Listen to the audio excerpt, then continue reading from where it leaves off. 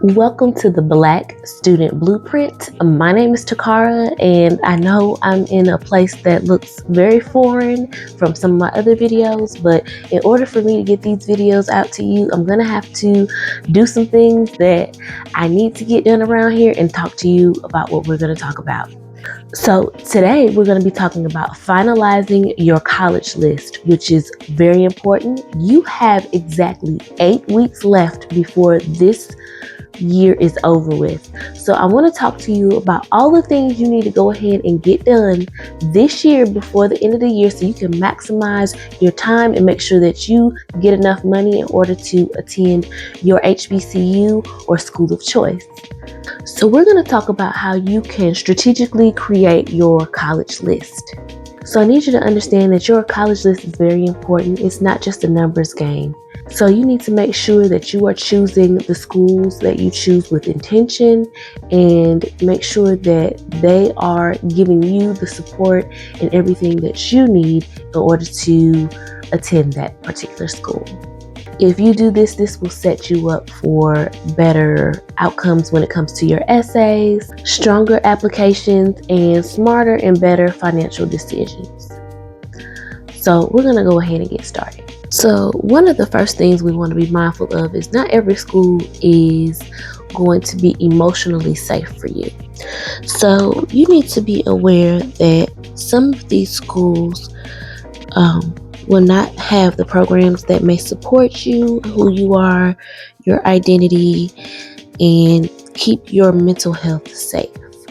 So it might, you might be able to meet some of your goals, but not all of your goals. And depending on what type of journey you're on, it may or may not be a good fit.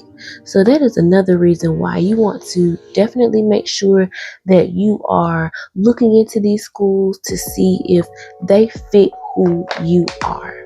So your list needs to include schools where you can thrive, not just be able to survive there, but actually thrive. And you need to make sure that it's somewhere that is academically and socially and emotionally good for you. Let's talk a little bit about wealthy families and how wealthy families handle things when it comes to their children going to school. So a lot of times wealthy families base their where their students will go to school based on the return on investment. So ROI is what a lot of people like to call it. They do it based on support systems and strategic fits. So you need to be making sure that you're doing the same thing.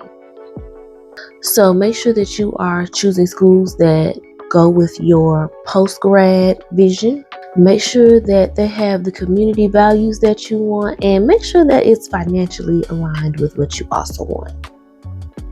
So let's talk about the financial aid strategy that you need to be using.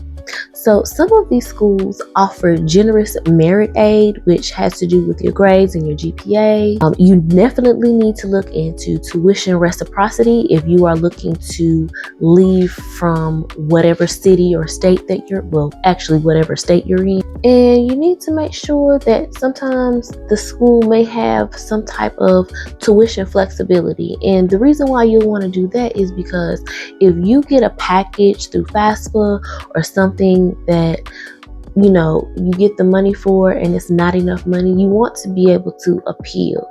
So you want a school that will be flexible and allow you to say, hey, I had this come up, or I have this problem and this isn't going to be enough money, and they actually take another look at it. So next, let's talk about reach, match, and safety schools.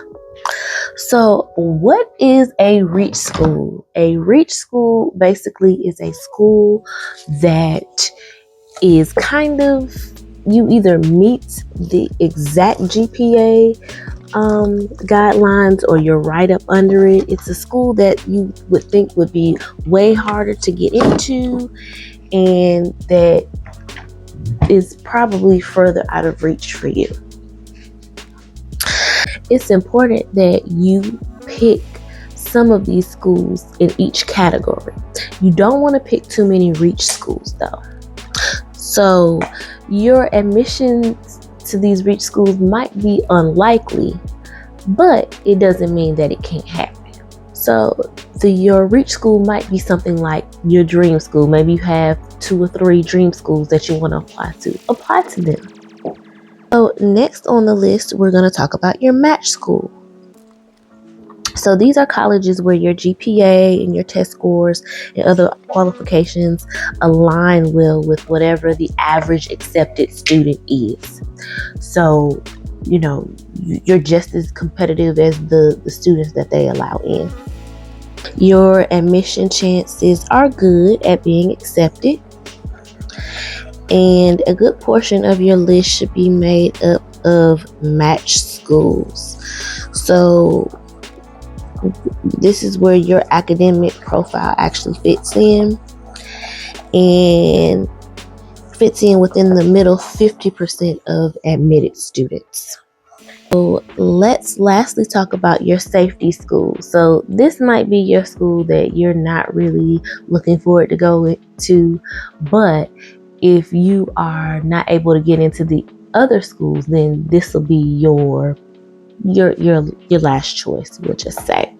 So this is colleges where your academic profile is, significantly above the average admitted student, and you're very likely to be admitted into this school. For me, that was a school in my hometown. So I knew I could likely get in there, and that's where I also applied, because that was my safety school. The safety school will be your backup school. So let's go ahead and talk about how you should maybe research some of these HBCUs. Over here, I really don't do PWIs, but you can use the same system to research whatever school it is that you think you're interested in. You want to look for schools that have programs and support systems and the outcomes that you'll want when you get ready to graduate or while you are in school. You'll want to look for strong alumni networks in your field. So people that you can talk to. A lot of time, HBCUs have very strong alumni networks where you can network with people. They can help you find jobs, get a job if you don't have one, that type of thing.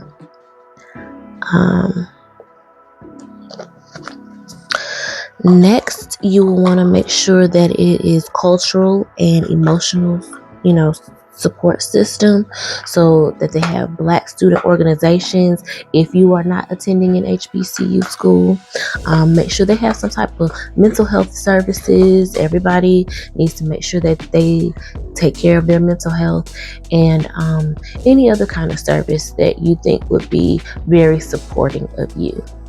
So next on our list is that the history and the mission align with your values. The school that you're going to go to, does it align with the values that you hold and that you think are important? That's really important, to make sure that the values and their mission align with whatever it is that is important to you. So the next thing you'll want to do when you are researching an HBCU is to explore the academic fit. How are the academics for you? So you'll want to review the majors, the minors, and any special programs, any kind of honors colleges they may have, any kind of dual programs.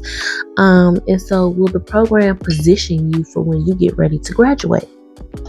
You want to look for schools that have internship pipelines that will be helpful for you. Some of these schools are really connected to the outside world and places that you would want to be when you graduate. So see who they're connected with, who their partnership with. You'll want to look for job placement rates and how they do when the students graduate, and any type of faculty mentorships, because you might have some of the faculty that will be great to mentor you and to help you get to where you need to be. Okay, so next, you're going to investigate the financial strategy that you're going to be using. So what type of aid and help can you get? Can you get merit scholarships? Would you be able to get tuition rate waivers or reciprocity if you don't live in that particular state? Appeals and negotiations. What kind of financial packages do they give their students? Are they very generous? Would you be able to appeal if you need to? Those are the strategies that you need to be looking into. The next thing you'll want to do is to consider the location and the community. So for me, when I went away to school, I went pretty far. I went about, I think it may have been about 860 miles away from home. Not because I didn't love my family, not because I wanted to get away from them. I just wanted something different.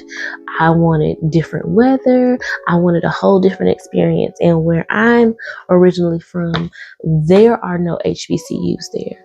So I had to find something that I felt like fit me and something that I felt like I could be comfortable, since I didn't have any family there, and I think it was the best decision and the best choice that I could have made. So, you want to look at how close is it for you to be able to get home and to travel. For me, I had to fly.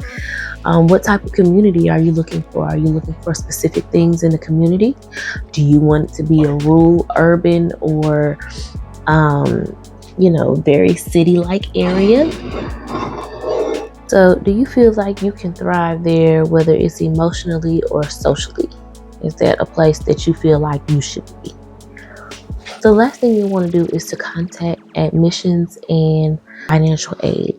You'll want to ask about out-of-state tuition support. You'll want to find out about residency reclassification. Usually, if you want to be considered a resident, you have to live in a state for at least 12 consecutive months. And you want to ask and find out about alumni funded scholarships, because a lot of times there are a lot of those. So I want you to create, actually, I don't want you to create it. I'm going to create it for you, and it's going to be down in the description box. I'm going to create a 3-column worksheet for you, and it'll be a list, so it'll help you clarify and make clear how it is you're going to pick your school. So I'm going to go ahead and make sure to create a 3-column list for you that will be down in the description box. You can go ahead and download that for free to help you pick and choose your HBCU or your college. We'll make sure that I have prompts there for you and some support tips and things like that to help you, so that you can make sure that you are choosing and picking the school that is actually a fit for you. I will be back with the next thing, which is drafting and polishing your essay and how you should be doing that. So thank you for watching this video, the Black Student Blueprint. I'm gonna go ahead and finish cooking and doing what I need to do, and I will be back with another video. See you later.